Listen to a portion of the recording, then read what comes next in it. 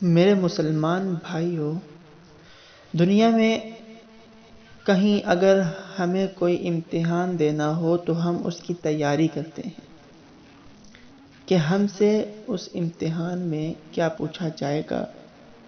ہمیں یہ معلوم نہیں ہوتا، لیکن پھر بھی ہم اس کی تیاری دل و جان سے کرتے ہیں کہ ہم اس امتحان میں کامیاب ہو جائیں۔ لیکن ایک امتحان ہم پر ایسا بھی آئے گا، اور وہ ایسا منفرد امتحان ہے کہ اس میں آنے والے جو سوال ہیں وہ ہمیں پہلے ہی بتا دیے گئے ہیں۔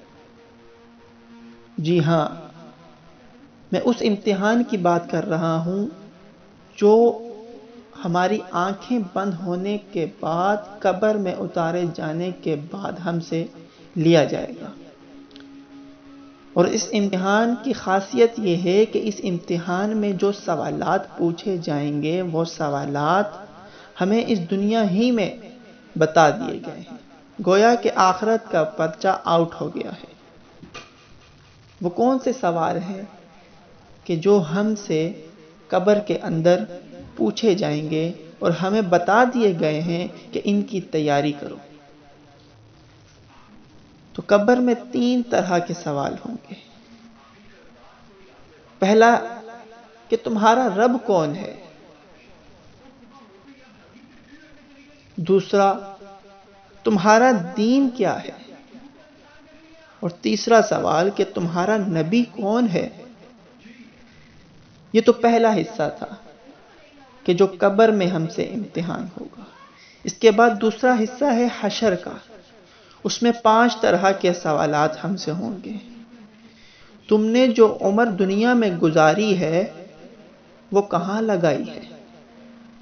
دوسرا سوال ہوگا کہ جوانی میں نے تمہیں دی تھی، تم نے کن کاموں میں اسے خرچ کیا ہے؟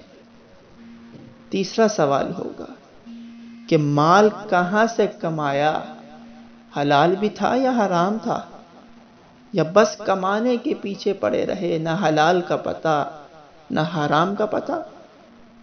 اور چوتھا سوال، مال کمانے کے بعد تم نے اسے خرچ کہاں کیا؟ جو حق مال آنے کے بعد تم پر میری طرف سے تھے، کیا تم نے انہیں پورا کیا؟ اور 5واں سوال کہ اپنے علم پر کیا عمل کیا ہے؟ دنیا میں تو کہتے تھے ہم عالم ہیں، حافظ ہیں، ماسٹر ہیں، ڈاکٹر ہیں، انجینئر ہیں۔ تو یہ جو علم میں نے تمہیں دیا تھا اس کا حق ادا کیا ہے کہ یا نہیں؟ تو میرے بھائیوں، جس نے پاس ہونا ہے تو یہ وہ سوال ہیں جو امتحان سے قبل بتا دیے گئے ہیں۔ قبر میں بھی حشر میں بھی جو سوال ہونے ہیں وہ آؤٹ ہو چکے ہیں، ہمارے سامنے ہیں۔ ہمیں بس ان سوالوں کی تیاری کرنے کی ضرورت ہے۔